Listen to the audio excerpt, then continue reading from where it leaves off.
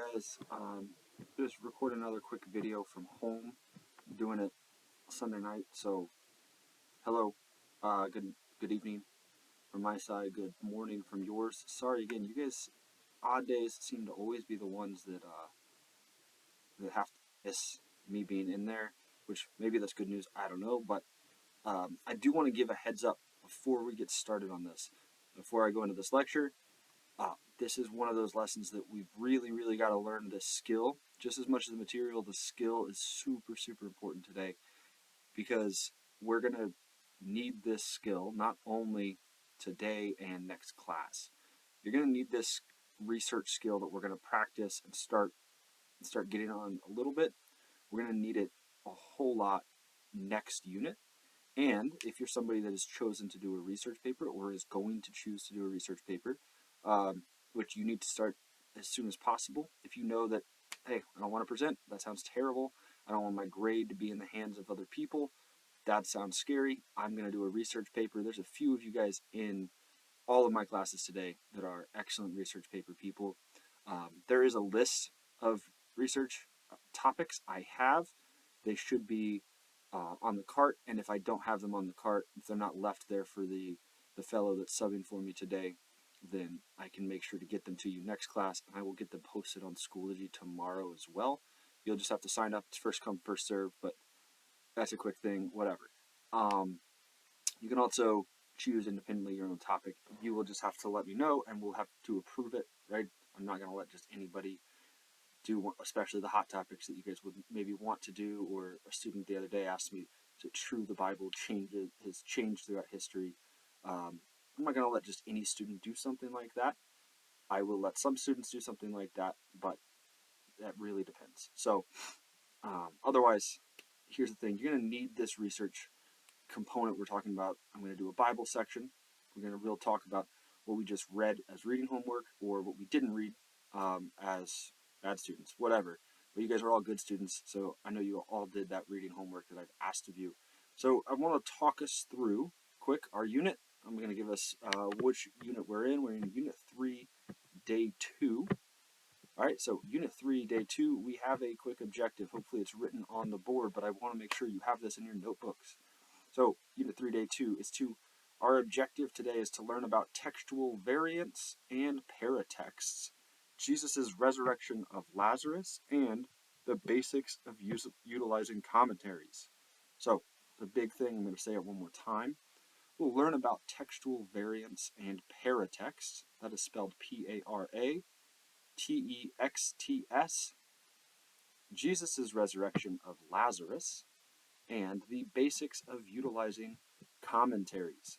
So commentaries are those big giant books that I have in the middle of the Bible cart there, which you guys will have to use today. Today I've provided them already ahead. I've provided them that are specifically about John.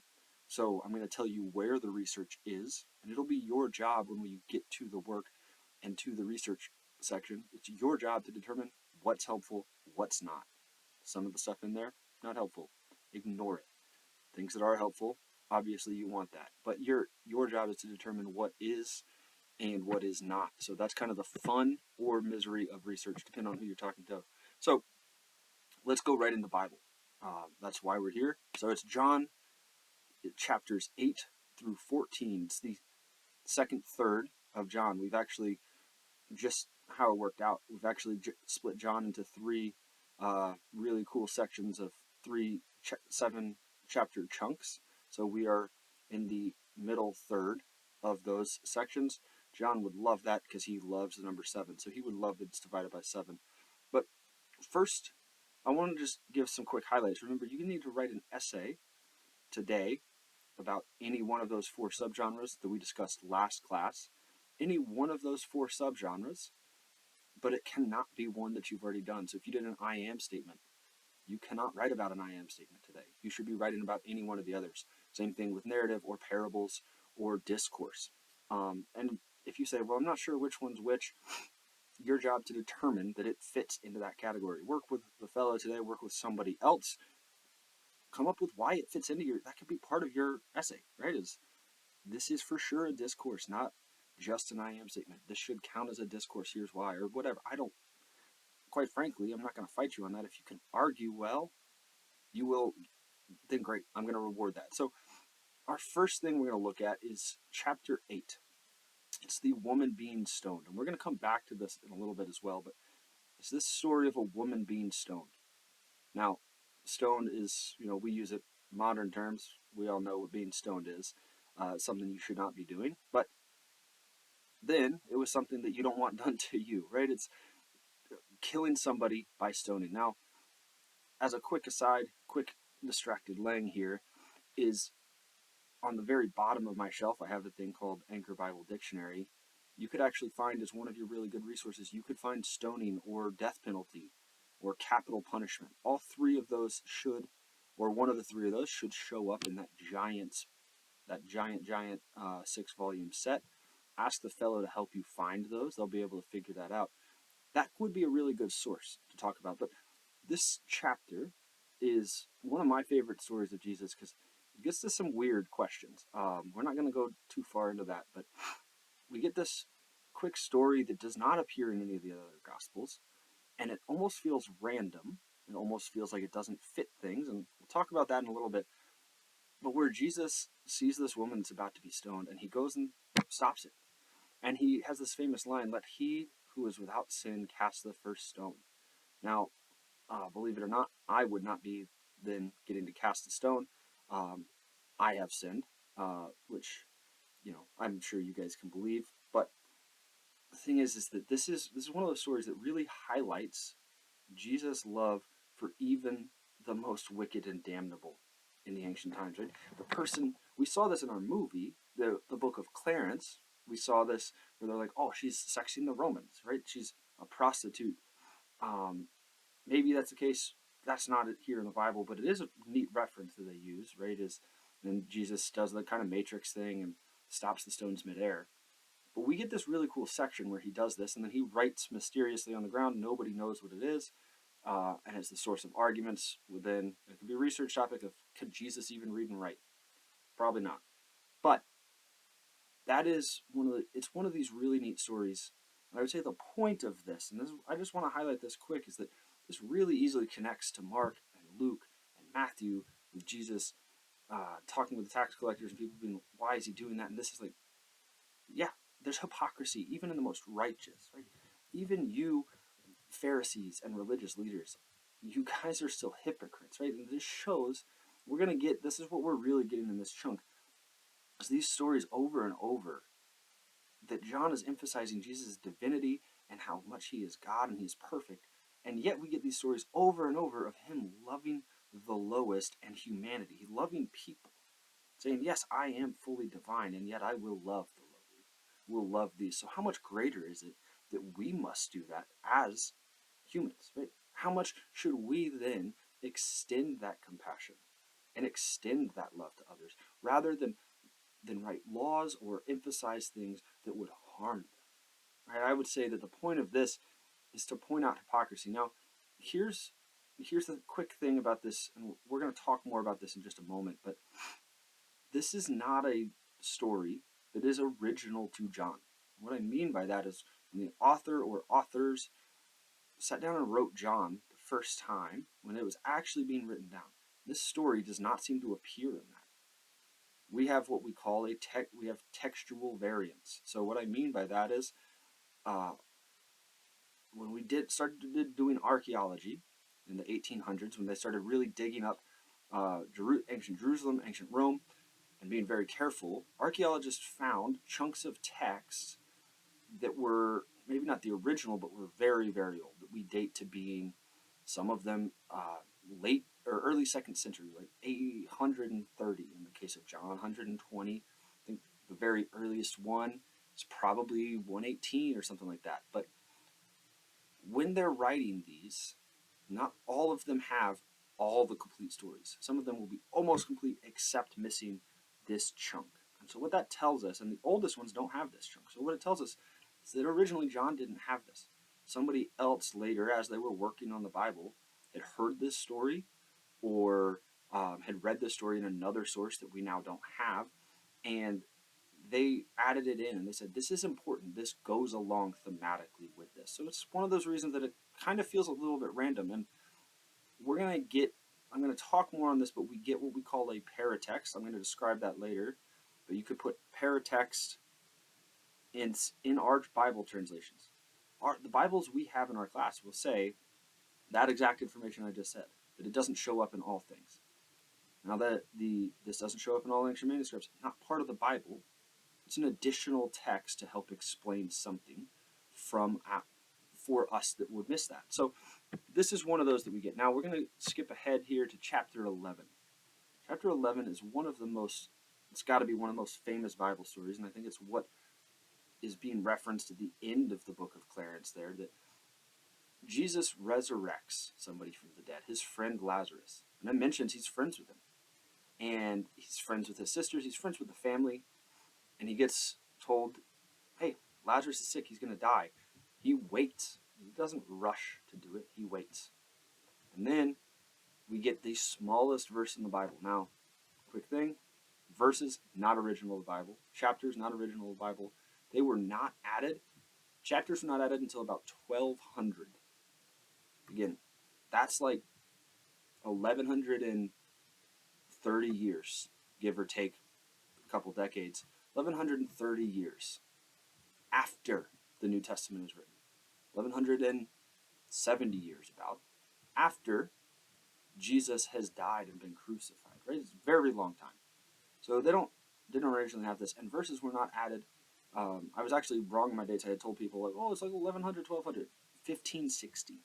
The Geneva Convention, 1560. That is closer to us by a big chunk of time than it is to Jesus. They added verses, but we get we get the smallest division. I think that they were very intentional with this. The shortest division of a single sentence, when it says in John chapter 11, I think somewhere around verse 13, just says Jesus wept. Jesus wept. And it's a beautiful text.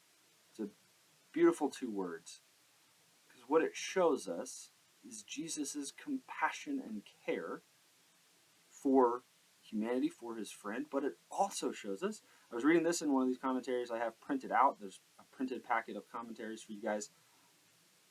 And they point out this is also Jesus weeping over humanity's failing understanding of life and death, right? That they believe it is a permanent thing, and Jesus weeps at their misunderstanding of this thing. That it breaks his heart. And I think you could look at either component. I think both are amazing. And so it's one of those that we see again in the gospel that emphasizes over and over this super high Christology and this Jesus is Godness constantly. This quick little verse, this quick little sentence, this action of Jesus shows not just is he divine, but he deeply cares about each individual, right? That he loves everyone. So it's a great thing. When you look at the commentaries, that would be a really good thing to add, right? You could go, cool, I'm going to steal this sentence, I'm going to add it. So we see his love and his genuine humanity in these things. Now, we talked about there's 7 signs in the book of John, 7 signs or miracles that prove Jesus is God. This is the 7th and final one. This is arguably, well, not really arguably, it is the most important one, right? It's definitely more impactful than Jesus turning water into wine. But it's so important because it foreshadows and represents Jesus' future overcoming of death. And then it connects right away to him saying, I am the resurrection and the life. Right? This is, in this narrative, we also get this I am statement. And we get this long discourse that Jesus says, I am the resurrection and the life. That he is the one that saves. That through his death, we will be reborn and be made anew. We will be alive through his death and through his resurrection. And we get this shown quickly here. Before that happens, we see this with Lazarus. It's a really, really neat thing. There's a lot theologically happening. I'm sure if Mr. Kaysen or Mr. Albrightson are the ones here, or any of the other fellows that I do not know as well are here, I'm sure that they would love to talk with you through this one. Right? This is a really, really important section. So that's all I'm really going to do very quickly on these chunks of our story. I'm going to leave the rest for you guys to learn as you dive through commentaries. I want to give a couple things that these concepts I need you to know about before we get into even heavier scholarship than we've ever done in our classroom. So the first is this word paratexts. So I'll spell it for you, Paratexts. Now, I actually didn't know this word until a few years ago, because I knew the concept, didn't know the exact word for it. There is a whole discipline that deals with this type of thing, and it is the ultra mega nerds. There might be a couple of you guys in here that go, actually, that's kind of cool. They are important, and they impact our reading and our understanding of the Bible way more than we think. All right, so paratexts are anything in the page. It's a fancy word, basically anything on the Bible that's not the Bible. Right? It's page numbers. Those are not original to the Bible, the page number. It is the headings, those headings that divide each story and say, Jesus resurrects Lazarus. That's not there. The gospel writer didn't put that there. And you'll notice each translation will change those up because maybe they're thinking about something else. But they're the editors adding things, right? It's any part of the text that is not the actual story or text. In ancient writing, in ancient manuscripts, they would hand copy, word for word, just like you guys have to do with that Sermon on the Mount project. Word for word, hand copying what happened. And sometimes the editors would put a little note, maybe they'd say, supposed to say this instead, or we actually have some manuscripts where they would go, maybe should be this, maybe this sentence belongs somewhere else. And they're putting little notes. Those are the paratexts, or the page numbers. It's the chapter and verse divisions. Right? Those are not original. These numbers, when we chunk them in there, what it actually does is it makes our brains think this is what it's supposed to be. But they are editorial additions to the Bible that influence things greatly. When we get into our presentation unit, we're going to see in 1 Corinthians, there's whole arguments about can women be pastors, or the ordination of women is the term for it for our research papers. And it comes down to, does this half of this sentence belong with the sentence before it or the sentence after it? Where do we put our comma? That's literally I've known people that have PhDs focused on. One of my professors had a PhD where he looked at a single verse of Psalms in Greek and in Hebrew, and it was where do we add commas and semicolons in this verse? Where is our division? And he wrote like 200 pages on it, right? This is the level of this stuff. But they can influence what we think. So we need to be aware of it. And mostly what I'm trying to point this out is that you're going to see these concepts show up when you're reading. Right? It's not because they're saying, well, the Bible's whatever, we don't care about it. It's because they respect the Bible so much. They're going to say, we need to be careful to try to get back to the original intention of the author. What did the author try to tell us? What did they write? And what has been slowly, unintentionally added, meant to be helpful, but what is there now? Right? Maybe they're really helpful. They usually are. But we need to be aware of these things. They can add all of these things. Maybe it's the footnotes on the bottom of the Bible chapter, right? On the very bottom of the book, you might have a footnote. That's a paratext. It's not from the author, but it's the editors now have added it to be helpful. So these are the things, you're going to see this word every once in a while. You're going to see the word paratext pop up. We're going to see this concept, and I want you to have that in your head. Paratext is also a great vocab word. And again, that definition would just be anything in there that is not original part of the story. All right, the next is textual variants. Textual variants. You guys know, a variation of things, something that is a different version of it. You're going to see this abbreviated as MSS. So if you see the letters M, capital S, you'll see this pop up. I mentioned this quickly. These are these archaeological findings where sometimes a written manuscript has a word this way, other times it doesn't have that word, or it doesn't have that verse, whatever. Mark chapter 16's extended ending. It didn't, right? Those are textual variants. We didn't really know about these till archaeology started discovering them in 1900s. So I'm trying to point this out because you're going to see a lot of this discussion. They're going to say, this textual variant says this textual variant says this. Now, they're important because which one we use, which one we stick with, or if we even admit that they're there, will play a huge role in how we understand the text. And again, I just want you to be aware that that even exists so that when you see people talking about it, it doesn't throw you off too far. So here's the last thing I need to give. I wish I was here to help you. This is the real big skill building thing. There's our quick knowledge. Here's the real big skill building thing. Today, when you get into your essays, you're going to have to see, and Gianico in period 1 did a really good job the other day asking me, he said, hey, what does this mean? Can you explain this? And I said, oh, we don't have to do that. We have to do it today.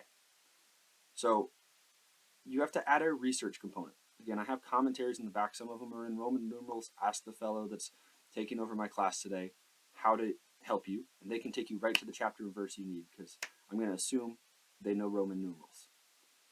But you'll have these commentaries, and it's a scholar writing a whole giant book that is basically a giant book version of this essay I'm asking you to write.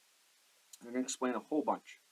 You guys are going to see when you start reading through, you're going to go, this one's not helpful because it's about verse 27, and I'm writing about verses 28 and 30. Okay, great. Then maybe you need to read 27 just in case, but mostly you're focusing on the exact verses about that. So you'll find those sections. What you're going to do is you guys have this thing I've heard from so many students. They'll say, well, mister, I put it in my own words. It's not cheating. That is cheating. Actually, you can't take somebody else's stuff, change a couple words around, and then claim that it's yours and you came up with it. That's called plagiarism. It's cheating. Go to college, you get a 0, you fail the class if you get caught. That's why one of the reasons you can't use AI, because you can't cite AI. Right, so here's what I mean by citing.